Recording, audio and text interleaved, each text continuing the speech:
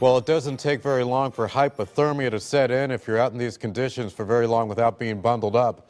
We've got you back this noon with some tips you should know before you venture out into the bitter cold. News 8's Jeff Valin live in New Haven with more on that this midday. Jeff. Well, yes, Keith, I'll tell you what, if you look over my shoulder here, look at Old Glory, the flag there, stiff on the breeze. Now, I happen to fly a paraglider, and as a paraglider pilot, I'm just looking at that and going, that's about 30-mile-an-hour wind, steady.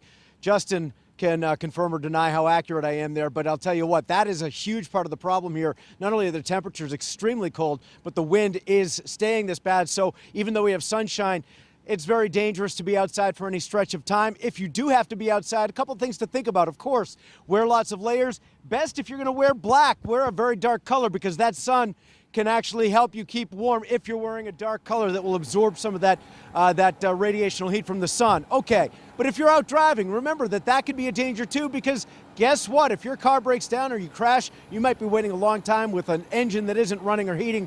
So you want to bring some blankets and maybe some other provisions for yourself. Let's talk a little bit about some of the dangers because there's frostbite to think about. If you see that yours or maybe a companion's skin is going white or grayish, yellowing, guess what? That's one sign. Skin that goes unusually firm or waxy, there's another. Numbness, well, we've all felt that if you've lived here long enough, but you want to be careful about that too. Hypothermia, an even bigger danger because that can be deadly. And that is when your core temperature begins to drop and your body can no longer sustain heat. Shivering or exhaustion is an early sign of that. But then confusion, fumbling hands, loss of coordination, memory loss and slurred speech. That's usually when things are starting to get very bad. And then drowsiness, where a person becomes a lot less responsive. If a person's in that situation, they probably won't recognize those signs because their body is shutting down.